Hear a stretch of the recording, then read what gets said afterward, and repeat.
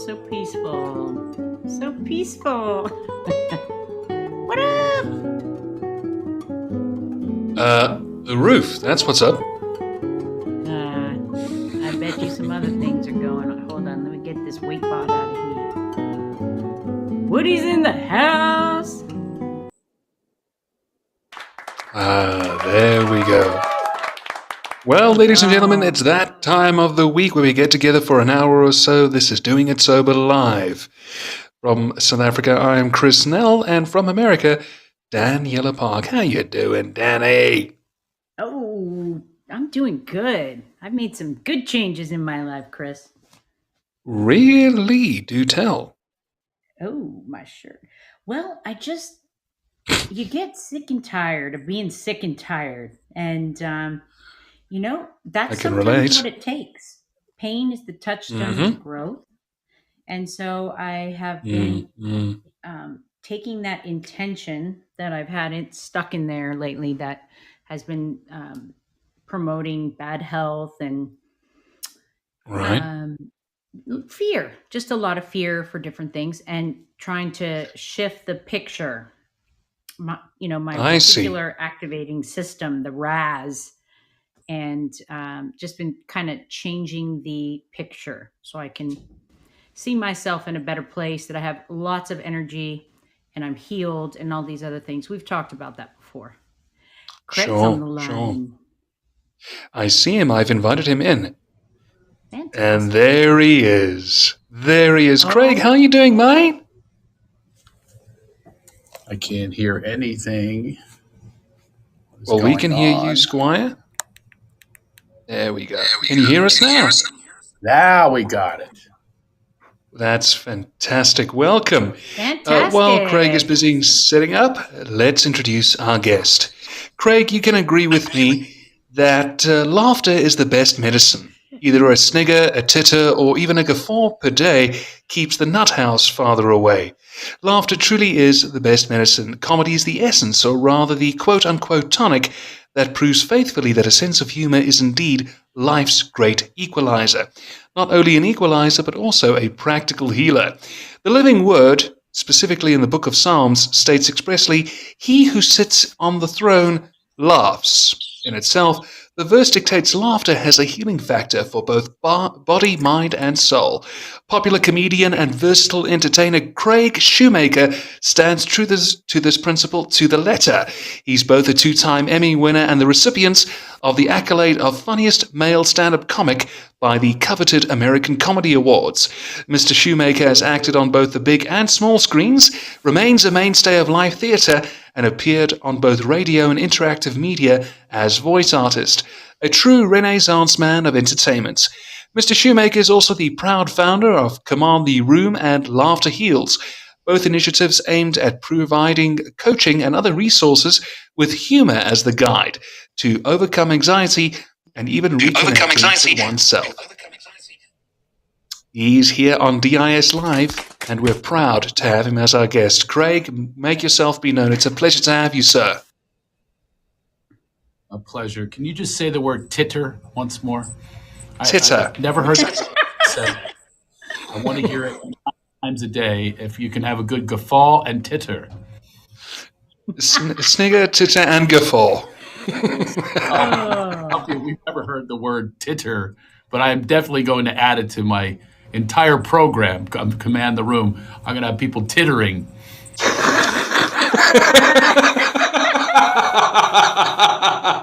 Well, I love the English language, so you're more than welcome to use it.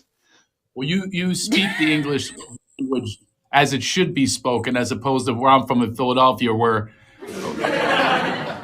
if you order wooder, they bring you a block of wood. That's water, by the way.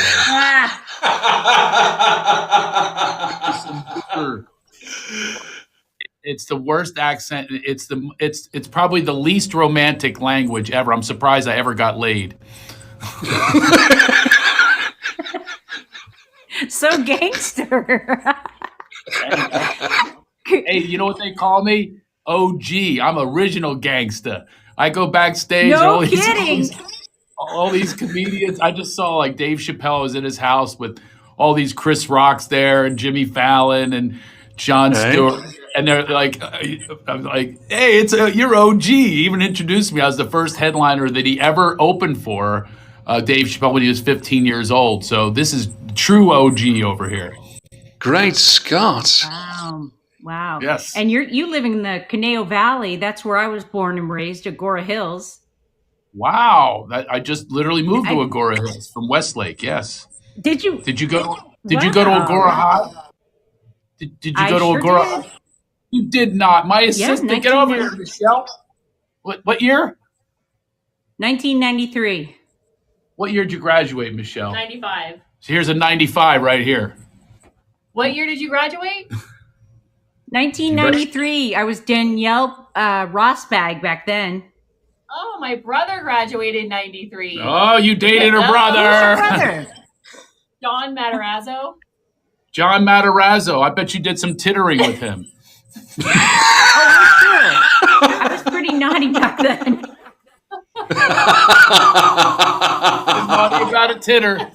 Especially when Chris says it. There's nothing wrong with titter. Well, that's interesting. That's so funny. There you go. Small world. Well, yes, I'm not from here.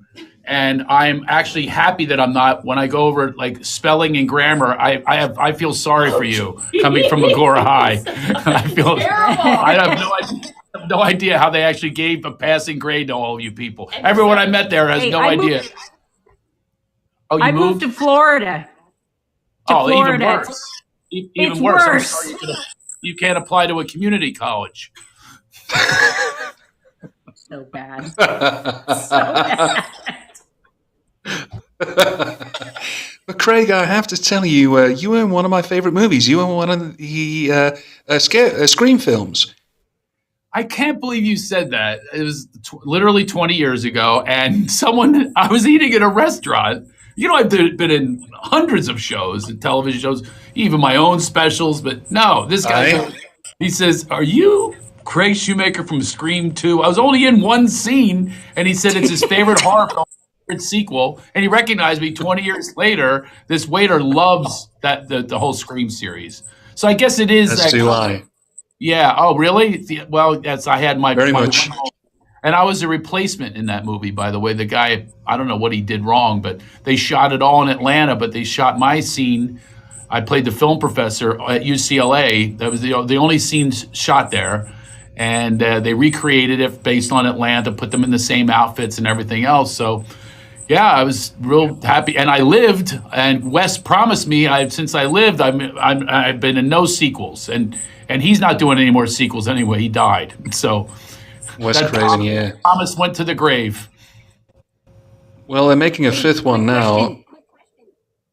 Speaking of legends, you did a movie with Farrah Fawcett, right? I did, and she is amazing. I mean, I couldn't believe. Yeah, it's called The Love Master. I think it's right back there. There it is. She's back there on that poster. Yeah, the Love Master movie, and I was practically calling her Miss Fawcett. I was like, thanks for doing my movie. I was like an up and coming comic, and we're in the car. She goes, shut up. I'm here because I want to know if that Love Master is real. And she reaches over and I mean, there was no horn. There was no horn in my crotch. I'm not Carrot Top. But it ended there though because I was so nervous. I had an innie. I was not ready for my close up. I was. It went inward. There was nothing going on here with Farrah. So I do have photos of her wearing leather pants, sitting on my lap. So I had her poster on my wall when I was a kid. So it was pretty cool to have Farrah Fawcett grab my junk. That should be the name of my book. Farrah Fawcett grab my junk. And there you go. Did you ever come across Jay Bernstein, her manager? Yeah, actually. I think that's who arranged the whole thing. She did it for like $100. I couldn't believe it. Wow. I used to work as his VP of his company way back in the day. And when I saw the Farrah Fawcett thing, I thought that was kind of cool. Were you sober? No, you've been sober 30 years? 33, 34. I can't, it's not like congratulations. I stopped counting, but but I'm not a math major. I think it took out a few brain cells in the math department with all the drinking and using. But yeah, I got sober really young, and by the way, I had to say that, not you. You're supposed to go, wow, you must have got sober when you were 9, but you didn't say that, so I'll say it. I was 9 years old. But anyway, yes, it's been the root of every bit of success, every bit of happiness, every bit of joy, every bit of romance, every bit of fatherhood is all because of being sober. Everything is all based on that. Sobriety has led to, I basically have an option in every single situation. Any situation which used to baffle me is no longer baffling, because there's a step to work. I can pray, I can meditate, I can be of service. There's always an option in the toolbox. And it's so amazing. All my writing is from that, with the connection with this higher source. I teach this. I teach comedy or laughter. I teach how to use laughter in everybody's life and how to be funnier and how engaging that is. And one of the whole principle of everything that I teach is all about this higher source, this genuine energy flow, which is tapping into your source, your light, your levity, your tittering source. As we're just tapping into that and letting it flow. Well, on that, Mr. Shoemaker, I have to ask. I asked the same question to someone else. What makes a good joke, in the sense of writing? Take me to comedy school. Okay, I'll tell you where I took someone this morning. Just give you an example. And that's the other. Oh, by the way, that's what made me an award-winning comedian. As once I learned in the program, you don't share your opinion, you share your experience, and no one can deny it. I can't be canceled because of it, because. They can't say, no, I say, no, that happened to me, or I'm imitating a person, that's what they sounded like. You can't, if I imitate like an effeminate man, I'm not homophobic, I'm imitating an effeminate man that I met. So you can have all the projection you want and try to cancel me all you want. It's like you don't stop a movie projector and go, stop the projector, I'm offended by this. You don't stop a concert when they're called, but they're all stopping comedians. Wait for the next joke. No. If you're offended, wait for the next joke. And we're all adjusting here. We're all adjusting to new language, new pronouns, and all stuff. Leave it be. You can introduce, say you might want to try something this, or your own experience over that. But I have a hard time with Kathy Breen is now Kathleen. I'm freaking out. I can't call you Kathleen. I slip all the time. So it's going to happen. We're all human, and we need to get back to that humanness that we are and stop with the judgment all the time. So anyway, the program has really led to self-inventory. It's led to this tapping into this higher source. We're not a glum lot. It's right in the big book. And I live a life of levity, laughter, light, joy, so much more than I ever would have if I didn't have these principles, to practice these principles in all my affairs.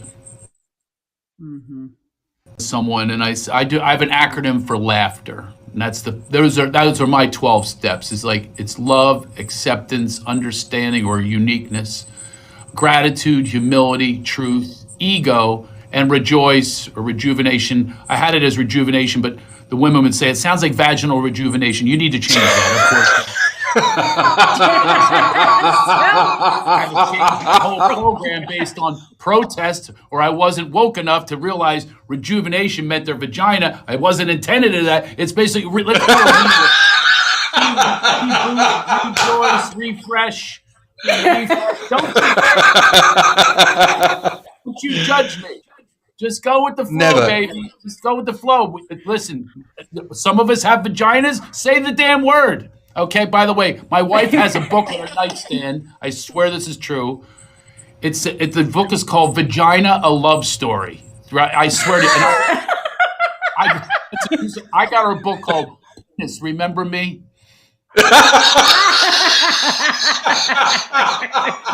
She's in menopause, which means put pause. I'm on pause. Aim for the page, okay?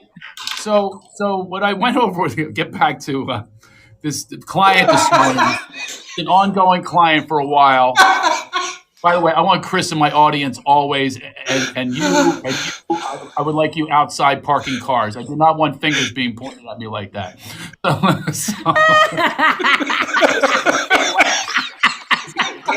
You were there with your shaming fingers.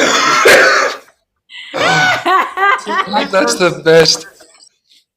All right. So anyway, I'm working with this client, and I said to him, the L in laughter is love.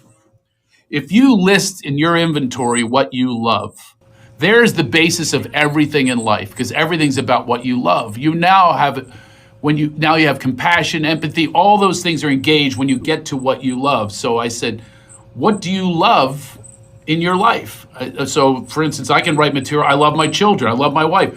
But I have material about it, including the true story vagina love story. But it's all based in this love that comes across, and it's not resentment filled.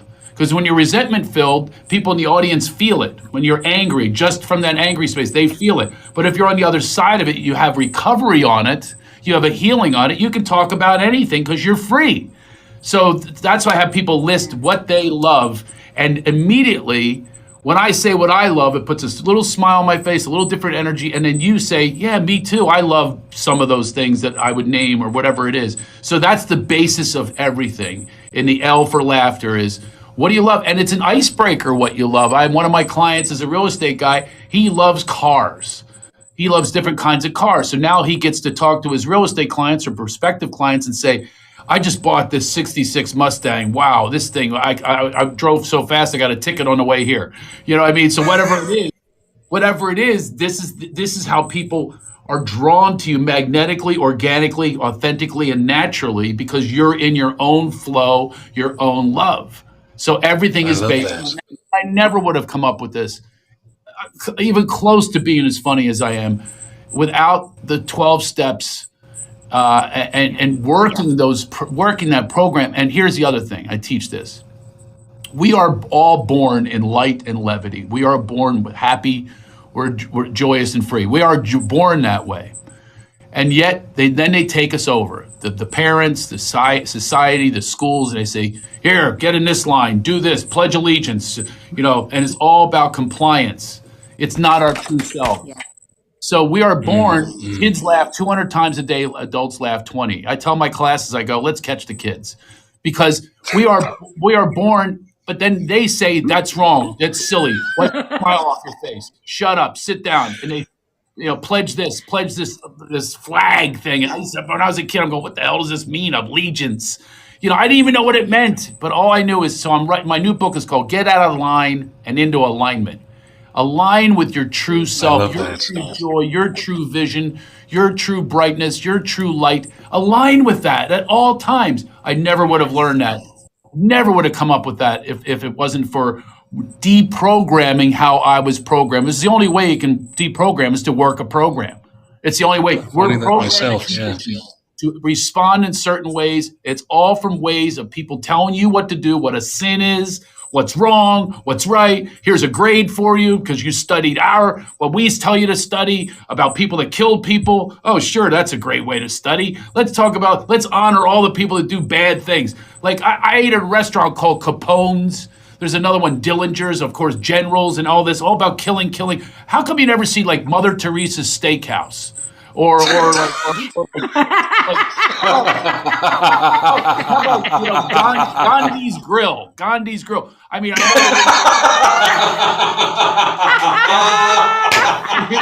have a Gandhi plate, and it would just be the plate. It would just be the plate. That'd be no food, just the plate on the Gandhi plate. So, if I can add something, Mr. Shoemaker, my dad lived in Gandhi's house. No way! Wow, that's crazy. Wow. Yeah, where I come from in South Africa, Johannesburg, Gandhi had a house in a suburb called Newlands before he went back to the Natal region. And after he was exiled, my father's parents bought the house. You know why he was exiled? I'm betting you're going to tell me. Because he was not answering to the line. He was not getting in line for them. Never, ever, ever. This is what the corporations want. This is what government wants. Get in line. We'll give you a medal. We'll reward you. But definitely the unique people, the John Lennons get killed. The Kennedys get killed. The people that are out of that line and into peace. Peace is not a moneymaker. It's not. And by the way, this is why they're canceling comedians, and people are doing it for them, which is ridiculous. When the masses work for the man, for the patriarchs, it's insanity to me. It makes no sense. Exactly. They're literally doing their job. I pointed out to someone, I said, every bit of news is chosen because they're sponsored 100%. I said, stop arguing with me. Just go take 24 hours and watch the news and tell me one single commercial that isn't from a corporation. So therefore, it can't be real news because it's all chosen. They would never bite the hand that feeds them. They would never do a report on toxins they're putting into our food. They would never do that. So therefore, it's not the news. It's only what they choose for you to watch, and it's all based on fear. So then they make you vulnerable. They choose your enemies for you. I don't watch the news. It's the first thing I tell people in my classes. Just turn it off. There's no reason for it. There's zero reason to watch the news. You don't need to know stats. You don't need to know a caravan that's coming for you. You don't need to know any of this. You just need to be in touch with yourself, aligned with yourself and your true self, your authentic self, your vision, your inspiration, your kindness, your love, your joy, all that St. Francis prayer stuff, all that contrary action that we can take from the way we're programmed. We're programmed to kill and maim and get over and get by and winning. Bullshit. I've won everything, by the way. I've won Emmys, Comedian of the Year. The most lonely nights of my life were winning those things. Those are the loneliest nights of my life. I will never forget when I won the Oscar of Comedy, and I'm riding around in a limousine. Never felt so alone. I'll give you another example, because we all try to please our parents. We all try to please society on these ways that we are conditioned to believe that if I win this is it. This is it for me. I'm going to keep achieving. So I win the. This gives you an idea. So I win this other award, my Love Master movie. It won the Independent Film Festival. Big moviegoer. Wow, it's 10,000, 15,000 people downtown, and I'm backstage. And I go, wow, my mom is going to be so proud of me because she loves Hollywood, and she watched the Oscars with me since I was a little boy. And so my film won this award. So Robin Williams is standing there. Man. My mom loves celebrities. He was being Lifetime Achievement Award. And I said, Robin, my mom's in Philadelphia. Would you mind talking to her? She loves celebrities. Oh yes. Well, Love Master's mother. Oh, yes, I will. I'll put her on the phone. Does she have a big penis? Oh. So anyway, I said, thank you, Robin. And I call my mom up. 100% true story. I go, hey, Mom, guess what? I'm standing here with Robin Williams is going to talk to you, and my film just won the Independent Film Festival. Can you believe it? And there's this pause. She goes, that's very nice, Craig. You know not to call me during Jeopardy.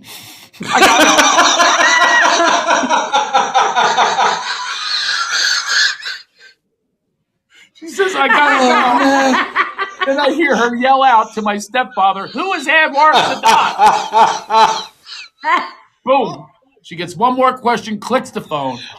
I stood there. I went, Robin, she hung up on me. And I'll never forget his tender eyes. He just, with empathy, which comedians are. We're big empaths. Feel energy.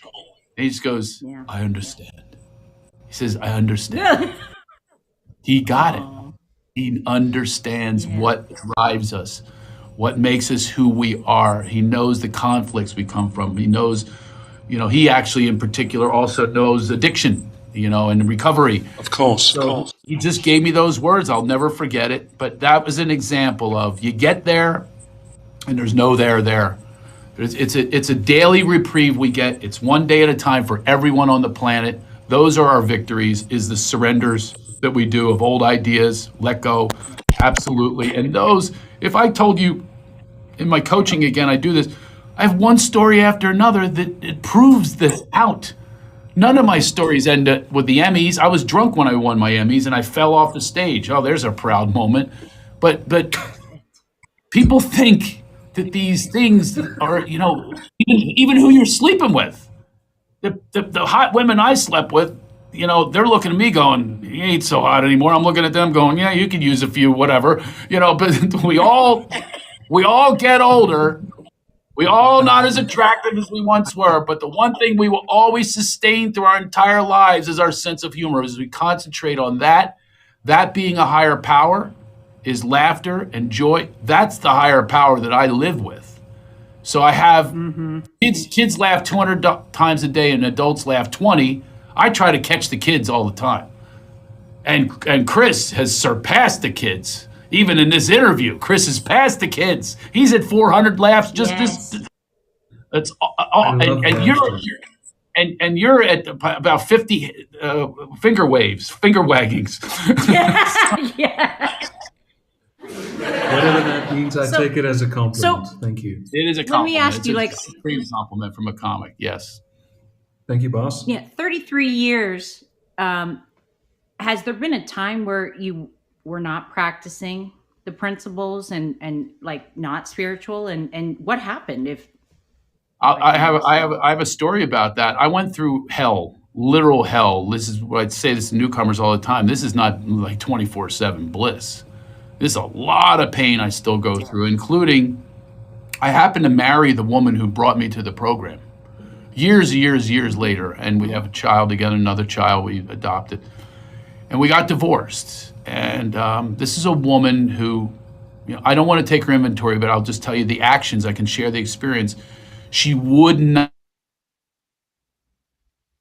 trying to remove these kids from their father, this loving father that commits everything of my life is committed to children. And I parent them, I give them everything that I didn't have. My dad left when I was born. He became a cult. My first drink was with him when he visited when he was 5. I was 5. I was kidnapped by a serial pedophile. I went through a lot of stuff.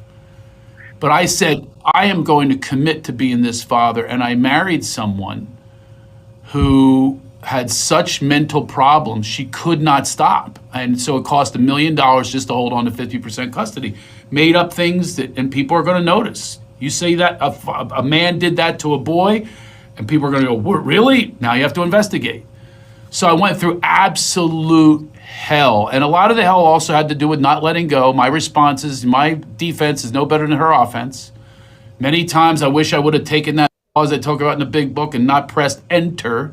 By the way, I want to tell everyone out there, if you have issues with someone, you press enter. They never, and I mean never, respond, I never thought of it that way. Thank you for sharing. No one ever does that. Yeah. They respond with more defense. And now it escalates, and the kids are only feeling that energy because you have to defend yourself. You have to defend your honor and all that stuff because the ego takes over. I can't have other people thinking these things, but whatever it is. So I'm on my way, I'm on a hike, and I see this email from now my kid's with a minors counselor. He has to have a lawyer. They forced this to happen because of this crazy person. Craziness ensued and chaos and mayhem, and it makes me nuts too.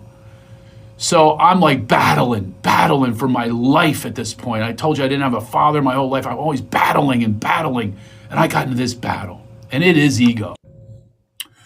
And I lost it. We're on a walk to the farmer's market with another family. One of the kids, I have a new family too.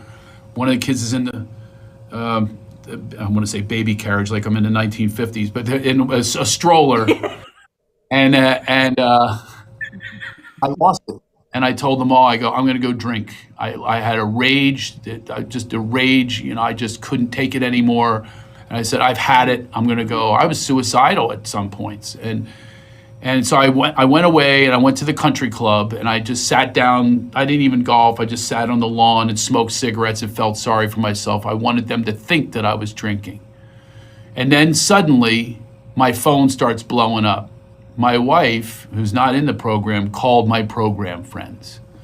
So I still remember, I get choked up when I think about it. I still remember these friends that called. And I saw their name flash across the screen. I knew, every one of them, I knew where this was coming from. Rustum, Mark, Lee, coming across my phone.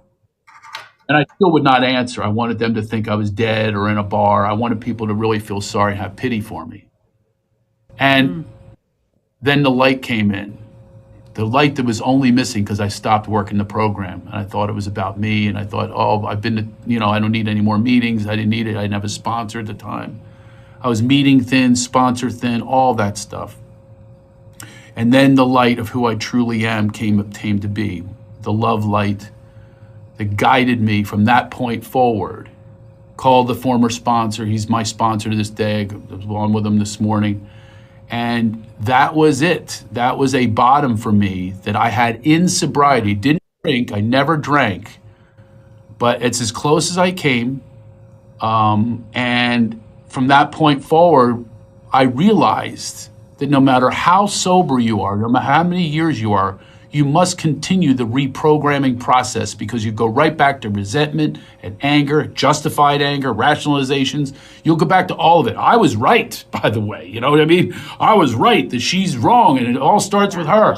No, I got to look at my role in this, that I brought this about, not the specifics of what she was saying, but did I do some lying? Yeah. So I made amends to her. I made big time amends that I apologize for lying. Look, I had a lie of, listen to this one. I had a lie of marrying her and making her into someone she wasn't. It's a lie. So imagine being her and what that causes in her. Imagine how she must feel when she knows underlying all of this is I married her for her image.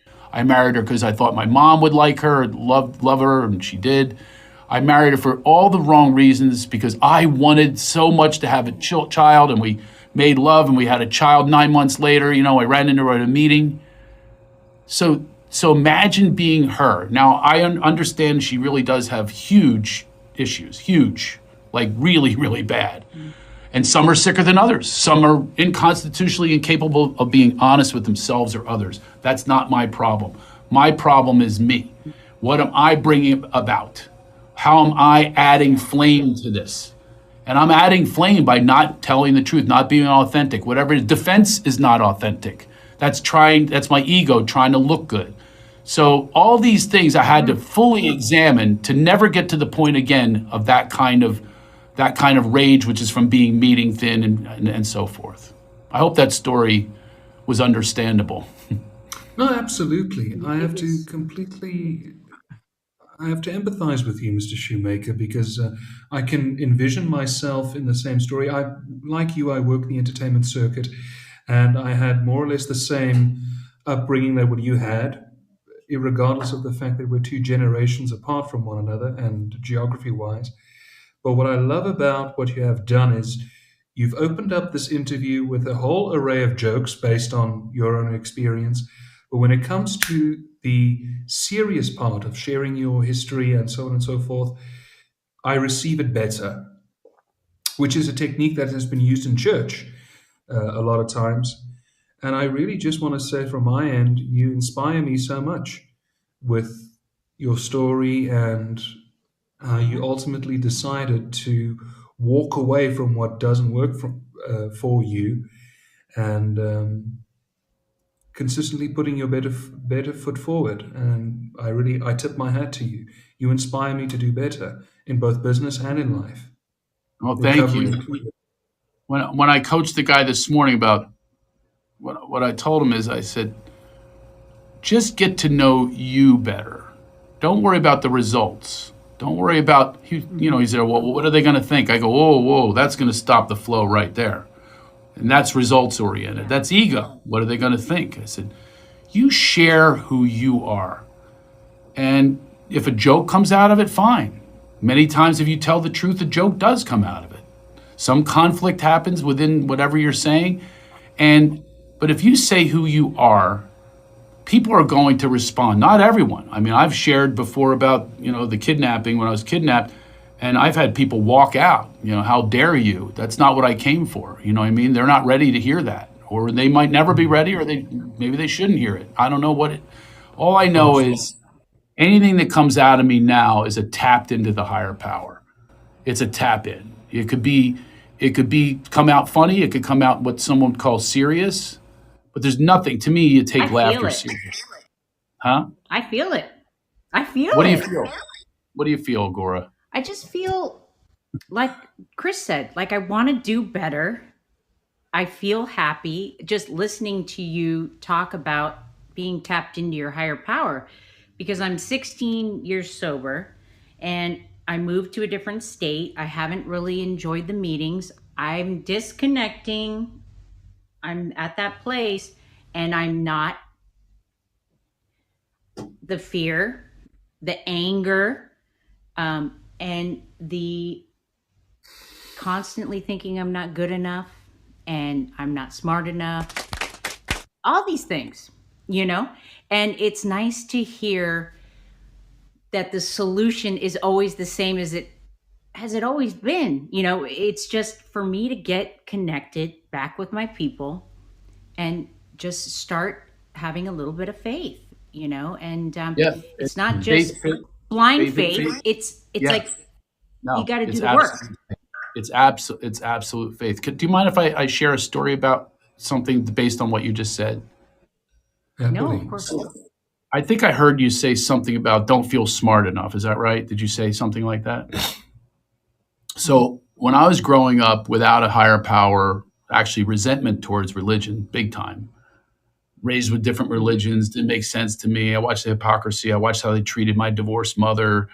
I mean, it made no sense to me. If I'm in my own alignment and not in theirs, I'm going, this is ridiculous. And thank God it's a spiritual program, not a religious one, right? There's no way I'd be sober. There's no way I would. Yeah. So I just want to share this with you in the experience strength, and this is the hope part.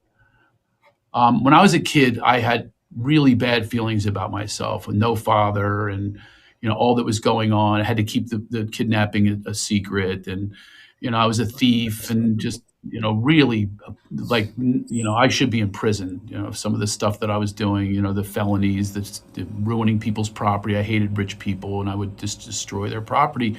But I would go to school with kids who were like smart. They were getting great grades. They were wealthy. And I also was underfed. You remember, your brain has to be fed the right nutrients. And this is why a lot of poor people have a hard time in school. People don't realize that. They're eating horrible food, just like I did. You're eating paste. So, or sniffing glue like I used to do. So, I loved art class. I would make a lot of models I was making. So, I loved art class. I would both sniff the glue and steal the utensils. So I thought that I was stupid because I did not compare to these other people. You would look at the grades and the curve would go the wrong way with me, and I'd cheat off people. So I had no self-esteem to think that I could even go there. I wouldn't do my homework. I just was not trained to do this. And I tested very poorly. I tested poorly. Does that mean I'm stupid? Does that mean you're stupid? Does that mean Chris is stupid? No, it does not. First of all, it's their standards. It's their standards of operation. It's what they decide you should learn. 1492, right. Columbus sailed the ocean blue. I now found out that Columbus was a really bad guy. You would never think that back then. No, really bad guy. What some of the things that he did. You then start to sit back and you go, wait a minute. This wasn't our country, so why are we calling it our country? All these things, when you sit back and give it more scrutiny and analyzation. So I said to myself, you're dumb. You have to cheat. There's no way. Don't even bother. Just get through, get by, and all that. And I had someone take my SATs for me. Tommy Taylor took my SATs for me. Wow. And that was a nice break for me because I got into college, a good college, and I did well at first, and then I would be dean's list, and then the next year I'd be on the list that the dean wanted to see in his office. That's what a drunk I was because I had to give in to the alcohol. I joined a fraternity. I would get drunk till I was, literally puking, and then they dip me in that vomit later. So this is the pathway that I took, but I will tell you something that happened. When I got sober, I realized the abundance of God, that we are all divinely intelligent. We are all divinely intelligent. Oh, yes. It's just that we got in these lines. So I went from having someone take my SATs for me, failing some years, and doing well other years. But now that I'm sober and I get to know who I really am through inventory and practice, a practice is what it is. I did a test and I tested so high, my IQ is with Tesla and Da Vinci. And I don't say that to brag, I say that to give hope. And twice I tested it as like genius. But I'm not saying this to brag because I'm saying every one of us is a genius. The only difference is I got out of the way. Danny? Do you What's hear that? that? I got out of the way. Yeah. Get out of the way of those fear thoughts. Get out of the way of the doubts and the worries that people implant in you. They implant it in you. It's not you. Your true self is happy, joyous, free, brilliant, infinite, abundant, all of that stuff, all the stuff that has to do with even finances. We are infinitely Amen. born with this. So we have to reprogram from, I see a client, I said, it all happened in second grade for you, didn't it? You had to become an adult because I'm a psychic. She's one of my clients. And I said, you had pigtails, didn't you? She said, yeah. And then I said the songs that she used to sing in choir. You were filled with joy, weren't you? She said, yes, yes. And I said, and your name wasn't Beth, was it? It's Bethy. And you know what? It was one of the most profound things that's ever happened to me when I'm sharing my experience or sharing what's coming up for me psychically or whatever, because she giggled and she goes, I was called Bethy. And I'll never call her Beth again. And she giggles every time I say her name. She's still my client and friend. And she giggles I don't know if she's on here. I have no idea. But anyway, she giggles every time I go, hey, Bethy. She goes, so look at that energy that happens. She's now into her child, into freedom, and not into I am this adult. And she had a tough time with her daughter. Now she doesn't, because she shares this new shifted version of herself that's back to second grade with pigtails. Like, hey, pigtails. I'll tease her about her pigtails. She's never had them again since second grade when she had them singing those songs. When you're in joy and you're in your freedom and you're surrendered, until they come in there and they invade your space and they turn you into something else. And that's what we're living with. We're living in the walls of Oz. And we've got the great and powerful running the show. And meanwhile, there's a whole freedom out there, but they think this is the limiting belief that I need to live by. I got my own barbershop that the wizard gave me. He bequeathed me with these little, scissors or whatever it is.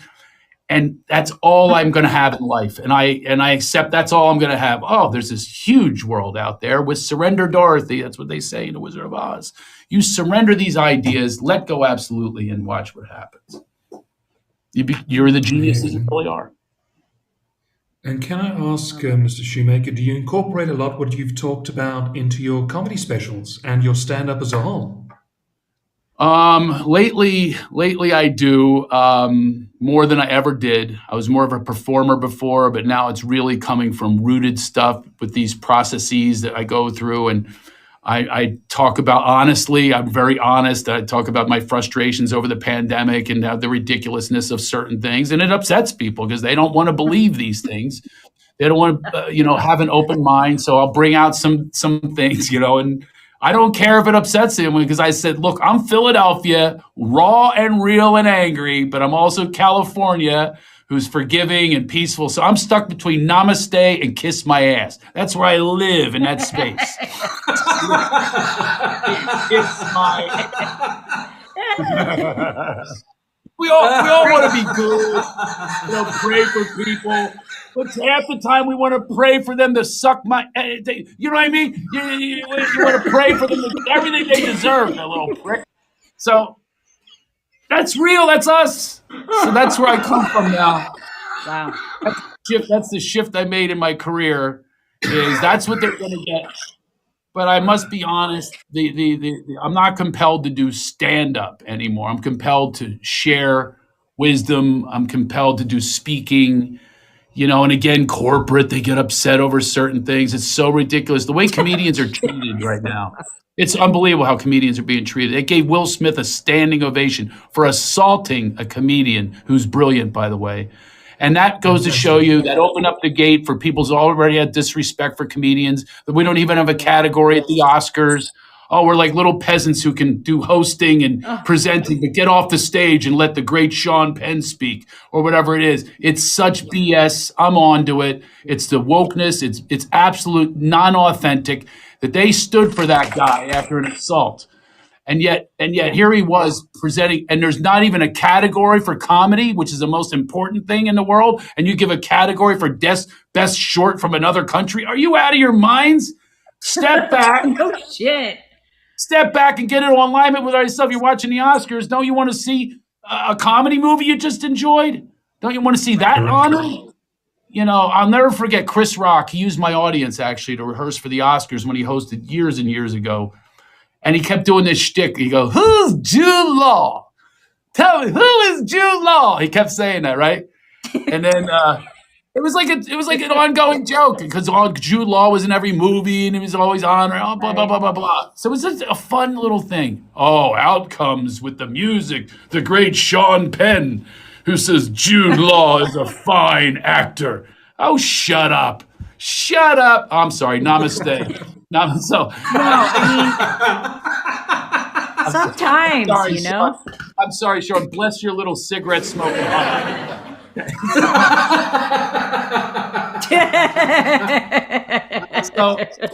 But look at how everyone wants to cancel us. You know the reason? We're truth tellers. We're saying stuff that you don't even want to explore. You're afraid of it because of your training. But we're going to pull that curtain like the wizard. We're going to show you they're back there with levers, and it's all BS. And you're deifying these leaders. I got no leaders. We are but trusted servants. We do not govern. It says it right there. And I love that about this program, is there are no leaders, are but trusted servants. We do not govern. What a wonderful thing. This is written perfectly. There's no loopholes. Because there's loopholes in government, there's loopholes in the news, in the media, there's loopholes in all of it. Parenting, there's loopholes. There's no loopholes in the program, not one. Yep. I wholeheartedly agree with you. You said something that struck a chord with me. I'm a comedy nerd, and it's my dream to get up on stage and do it just for kicks and giggles. George Carlin. If you look at his stand-up from the 90s, up until his very last show that he did in 2008, isn't it funny to think that a lot of what he said on stage is now busy playing out as we speak? Amazing, amazing. He was like Nostradamus. He saw the future. He had a lot of what I'm saying right now is probably something he has said. I mean, it's just really, he pulled the curtain. It's all bad for you. He pulled the curtain on the wizard. As a matter of fact, oddly enough, through fate, I would never really knew him well, but his daughter ended up to be my therapist. Kelly, oh my stars! Yeah. So Kelly was my therapist, and when she was becoming a therapist, that was what she was doing, and she was brilliant. And I was seeing her with my wife at the time, and Kelly helped me get divorced. You know what I mean? She like, hey, look at this, look at this. She sent my then wife over to a male therapist, and anyway, it ended up, boom, out. And she helped inspire that. She's brilliant at what she was doing at the time. She doesn't do it anymore.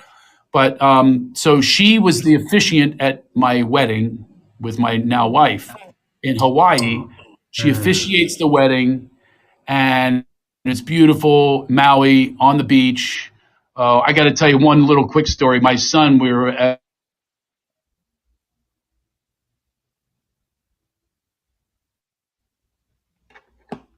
Oh shit.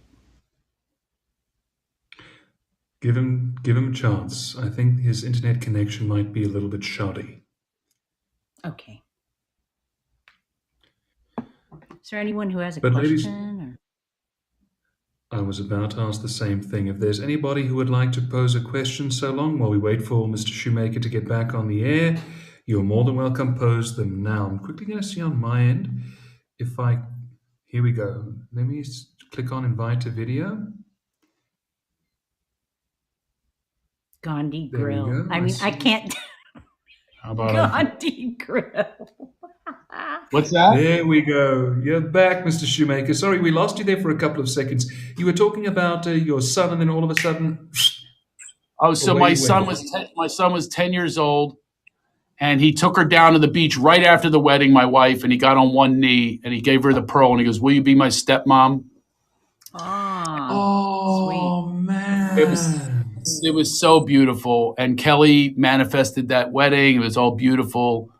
And then, and she told me the day before on that Thursday, she called her dad, and the worst moments of her life were when she was 10 in Maui, and they're scoring drugs. The parents are fighting. She called him up, She said, Daddy, I had a healing. I'm standing on this spot that was the worst days of my life and so on. He goes, that's great, sweetie. I love you.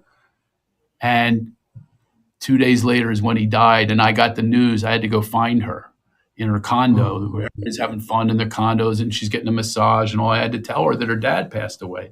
And those were her last words with her father was from Maui, from the wedding. And this healing that they had together. And it was interesting because I drove her to the airport. I watched this therapist of mine, who I just thought was the world of her, go through every stage of grief: anger, blame, acceptance, reluctance, all that stuff that happened. It was amazing to see. And I had a reflection. I just thought to myself, wow. And now that I'm watching him, I'm into him now more than I ever was. I was all busy doing my thing. I never really paid attention. But now that I'm seeing his pieces that are so deep and such a challenge to our thoughts and challenge to our programming. Big time. Yes. And Big by the way, time. not necessarily gut busting laughing. It's just more like, oh my God, he's right. You know what I mean? Yeah. Thinking. Yeah. Yeah. Intense. Yeah. It's a different, and it inspires new thought. And I want to say the same to you, Mr. Shoemaker.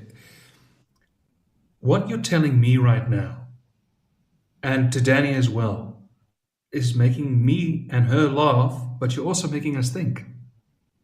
I'm yearning for what you are sharing Good. right now, because it was a couple of months ago myself that I also, like George said, I don't buy into this. I don't buy into what the world is selling. No. I want the blue pill. I don't want the red pill. Or is it actually in reverse? I get that all mixed up.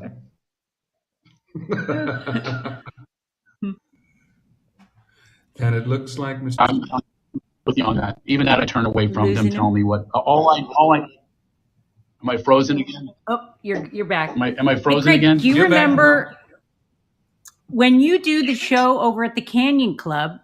Do you remember all the AAs that would show up every year? Ah, shit. Am I going away again? Yeah, Hang on. I'm going to try to do this. I'm going to try. Go for it. Mr. Hold on. I'm going to Shoemaker. try to. I'm going to go out Okay. of. And Chris, Oh, you're frozen. he was great. Damn it. I don't know what to do here. Let's go here. I am my best here to see whose mic is getting. Take your time, Mr. Shoemaker. There we go. All right. Two It things. seems like we have you back. Two things, Chris. No more Mister. We're done with that. I'm going to be Craig now. And if you say Shoemaker, I will come kick your ass. It's Shoemaker. You make shoes. You make shoes. You don't mock shoes unless they're Crocs. Those you can mock. You can mock Crocs. It's the German translation. I mean, you share a last name with a famous race car driver who is paralyzed, by the way. Listen, no, I don't. It's spelled Shoemaker. He's a mocker. I have no umlaut. I'm not classing up with umlaut. I'm not off the boat from Bavaria. I meant it out I'm of just a respect, little maker. Craig. I'm not a mocker. I meant it out of respect. I'm not a mocker. I'm just a little, and I'll always be a maker, a cobbler. Cobbler, just making life happen. Just go in my little studio that no news is around me. Nobody's going to tell me what's going on. I'm going to make these custom built shoes every day for myself. I meant it out of respect, Craig. It's just how I am. Danny nearly gave me a swat behind the head when I kept calling her Miss Park when we met 2 years ago. So sadly, it's a character defect. It's not a defect. It's not a defect, Chris Nell. It's That's okay. I deserve that. I'm trying to read it. Is it Neil or Nell? Nell. N-E-D-L. Oh, it is Nell. Okay, I should have said Neil then. That would be the joke. I was trying to get your name wrong, and I got it right by accident because my eyes are just starting to go. You're a genius! After all these years of marriage. God. Everything's starting to go now. Craig, I really want to thank you. Including her. It's all starting to go, including her. She's done. See, I don't. It's unbelievable to me. We had the pandemic, right, and we were in quarantine. Would you think, oh, intimate family calling mom? He'll take bus fare. Get him out. Get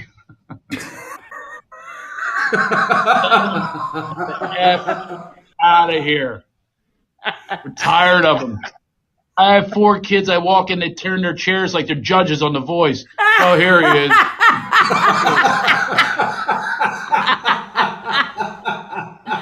Oh God. That's Give me a moment to catch my breath. Shoemaker. This is great. This is great with all 4 people. I'm rocking it out here, including WaitBot. I hope WaitBot is laughing at this stuff or getting this stuff. I hope. And with that, we have to conclude the episode. Craig, I really want to say from myself and for Daniela, you've provided us with perhaps one of the best episodes that has ever been produced on Doing It Sober Live. This was an initiative that was kicked off this year. Danny approached me, and through this joint initiative, we've come to meet people like you, and you've certainly given me as a person, have given me, Chris, get your sentence correct. You're talking in front of a professional here, for God's sake. You've given me food for thought. And really, thank you so much. And we would love to have you back, let's say, a year from now, 2 years from now, and continued success to you. Thank you so much for your time, my good sir. Thank you all for everything, and pass the word around so there's more people out there that are maybe hopefully catch the message here. yeah. Because listen, I come from nothing, and I hope that people know that you can be anything that you want, you can have anything you want, you can enjoy yourself as much as you want. We live in abundance, not lack and limitation, and that's all that the big G wants for us. So thank you, and tell everybody at Fireside. I haven't been here in a while. I used to be a host on here. But tell everybody I said hi. Maybe I'll start another show again. Yeah. You won't. And with that, Thank you, thank you to you for joining us for this week's edition of Doing It Sober Live. If you missed out the live stream, you can also catch up on the replays on Apple Podcasts, Spotify, or wherever else that you get your podcast. Until we see you next time, next week, same time, same place. We love you. Look after yourself, ladies and gentlemen.